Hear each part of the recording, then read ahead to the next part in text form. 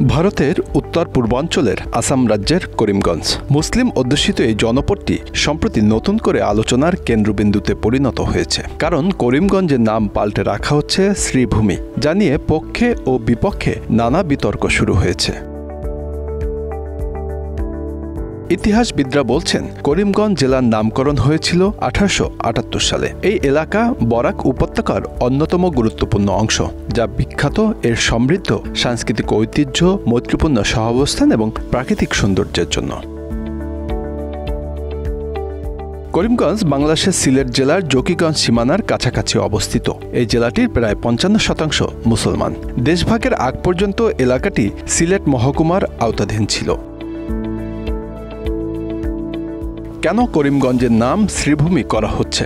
স্থানীয় প্রশাসন জানায়, নাম পরিবর্তনের মাধ্যমে এই এলাকার ঐতিহ্যকে তুলে ধরা হচ্ছে। শ্রীভূমি নামটি ধর্মীয় ও সাংস্কৃতিক দিক থেকে হিন্দু ঐতিহ্যের প্রতীক বলে দাবি করা হচ্ছে। এটি এলাকার হিন্দু ধর্মীয় পরিচিতিকে নতুন মাত্রা দেবে বলে বিশ্বাস করেন অনেকেই।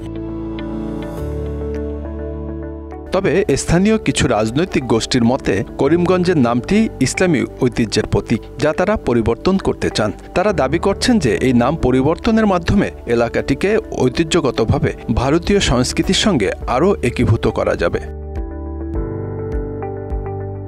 অনেকেই এটিকে এক ধরনের সাংস্কৃতিক আগ্রাসন বলে উল্লেখ করেছেন। মুসলিম সম্প্রদায়ের অনেকে দাবি করেছে, করিমগঞ্জ নামটি শুধু ইসলামী ঐতিহ্যের প্রতীক নয়, বরং এটি বহুত্ববাদী সংস্কৃতির উদাহরণ। তাদের প্রশ্ন, কেন বহু বছরের ঐতিহ্যবাহী নাম পরিবর্তন করা হচ্ছে?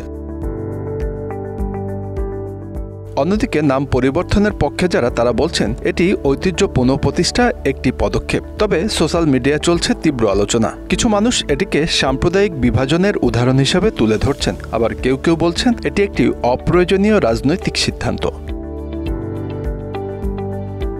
তবে এলাকাটির নাম বদল করার কোনো জোরালো গণদাবি কখনোই ছিল না। হিন্দুত্ববাদী কয়েকটি সংগঠন, বিশেষত ক্ষমতাসীন বিজেপি সরকার, বিভিন্ন সময় করিমগঞ্জের নাম বদল করে শ্রীভূমি রাখার দাবি তুলেছিল। স্থানীয় মুখ্যমন্ত্রী হিমন্ত বিশ্ব শর্মা সহ বিজেপির নেতারা বলছেন, শ্রীভূমি নামটি আসলে রবীন্দ্রনাথ ঠাকুরের দেয়া। তবে রবীন্দ্রনাথ শ্রীভূমি নাম কখনোই করিমগঞ্জ জেলাকে বর্ণনা করতে দেখেননি, এমনটাই মত একাধিক ইতিহাসবিদের। Bangla affairs news desk.